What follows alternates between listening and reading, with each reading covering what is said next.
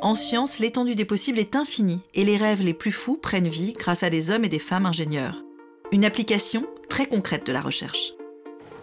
Bienvenue au Bivouac. Merci. Merci. Moi, je travaille dans l'équipe informatique du Bivouac et on essaye en fait de mettre en place des pratiques innovantes, à la fois des technologies nouvelles et aussi des manières de travailler qui sont un petit peu plus modernes et qui nous permettent d'être plus efficaces et d'aller plus vite. Oui, alors nous, c'est vrai qu'on parle beaucoup plus d'applications pour donner des services aux clients qui sont de plus en plus connectés, ont besoin de cette innovation pour s'y retrouver, quoi. Faire ingénieur, du coup, ça touche en fait plein d'industries différentes à la fin. J'étais petite, j'avais un microscope, j'adorais essayer de faire un peu ma chercheuse, à regarder des échantillons d'air, de n'importe quoi, de comprendre la vie, la biologie, tout ça.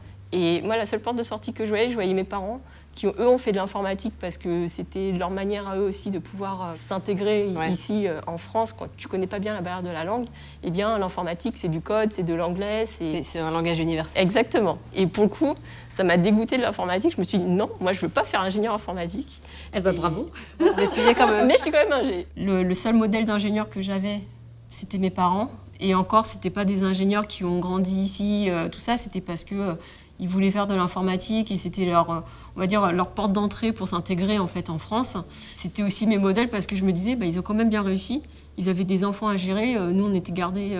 Ils prenaient des cours du soir en fait, en plus de leur travail justement pour passer ces diplômes. Et ça, finalement, effectivement, moi, ça m'est resté. Je me suis dit, si tu le veux, tu peux y arriver, quoi. Alors, en fait, ingénieur, c'est un concept qui est resté extrêmement flou et vague jusqu'à tard. Je ne savais pas ce que ça voulait dire qu'être ingénieur. Mon père l'était, en toute transparence. Je n'étais pas du tout dans ce milieu-là. Mes parents sont restaurateurs, donc à milieu du métier d'ingénieur. Mais bon, à 15-16 ans, moi, j'étais bonne en maths. Voilà, c'est peut-être le petit départ du truc. Souvent, les filles en sciences, c'est plutôt le médical qu'elles choisissent.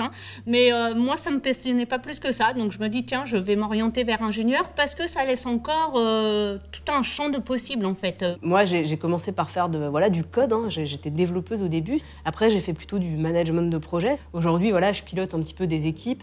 Il y a une forte composante innovation dans ce qu'on fait.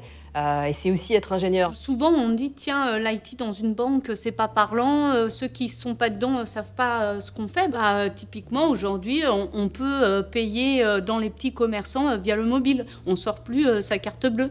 C'est des applications qu'on doit développer. Donc ça, je pense que ça parle à tout le monde, quoi.